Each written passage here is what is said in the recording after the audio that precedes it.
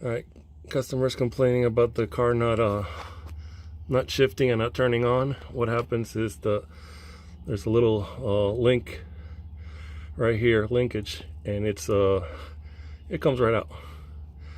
Looks like whatever's supposed to hold it in there is broken. So that's not our fault.